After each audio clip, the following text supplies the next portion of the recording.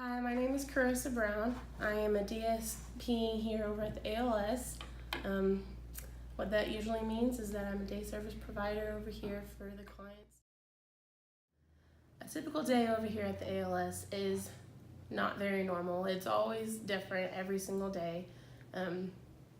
We kind of are outnumbered with how many staff that we have to clients, but we always try to make sure we give every individual client their own special time and their own attention, which I think that helps them thrive. We usually are running around like chickens with our heads cut off because we try to make sure we keep them structured with classes, but at the same time we also have to make sure we restroom them on time. We help make sure that they get their lunches and their snacks on time, and they have to get on their rides at their exact time that their rides show up, or they have to go catch the RCAT. We try to help all of the clients go out and see the town and go to the stores and help them with budgeting their money. We just try to do a lot of different things here, a big variety. I want to watch the phone like there, just for you, but the stuff was too bubbly. When I first got started with tech, I had a friend that worked over at Lorraine House, and her and I talked about different jobs that I could do around Hutch because I had a boyfriend that lived up here. And I told her how when I was in school, I had a lot of different peers that had mental or physical disabilities, and I would always gravitate towards them and try to help them through. One of my favorite ones was Tori. She had cerebral palsy, and we went on a class trip to a jail, like an old Western jail, and she had the biggest smile on her face because there was two of us staff that helped her get into the jail cell, and her mom was there with us, and she was just so excited being able to do everything else that all of us other students were doing. And before I moved to Hutch, I used to live up in McPherson while I was going to school, and I helped out with the church, and all the clients I pretty much had there had some form of autism or learning disabilities, and they were all young children that I was trying to help form their minds, and it made me feel like I was doing something. But when my friend first told me about tech and told me what it stood for and how she was excited to be here, I was like, well, I definitely want to join that. I mean, it sounds just like something I would love to do.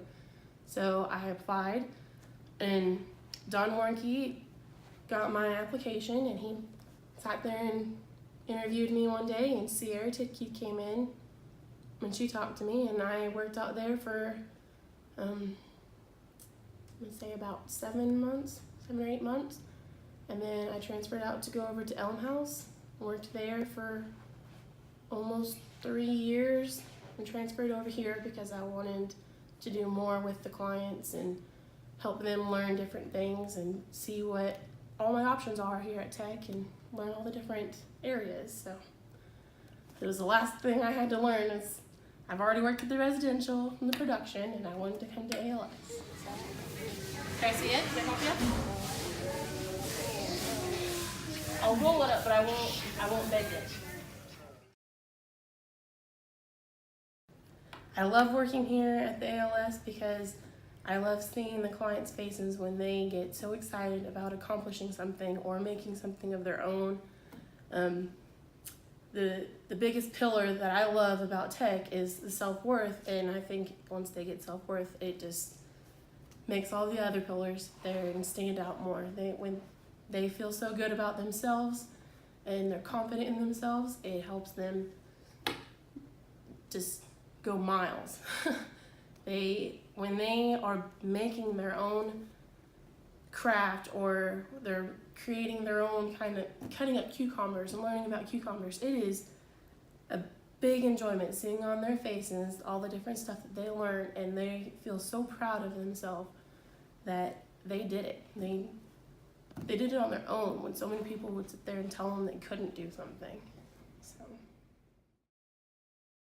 I would have have to say the biggest thing that the clients have taught me is to take a second to step back and look at the situation before you react. I mean, sometimes people have their bad days, and just like you do. So give it a second, try to find a different solution to come up with something to where both parties are okay and they're happy.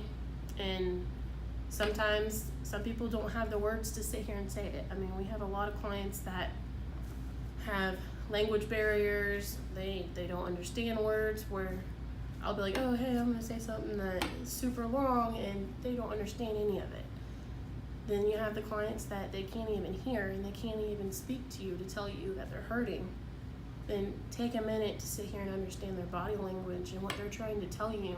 If they're having issues that day and having behaviors, find something else that will help them get through the day. Try to understand that they're hurting, they're upset about something, and you'll be so much happier for it. At each location, I think that teamwork is a very big thing, but one thing that definitely stands out here to me at the ALS is I feel like we are far more a team. Every single one of us strives to sit here and help the clients. We try to get through the day and help them get through the day and help finish doing the jobs and taking clients to the restroom. That we all do this job.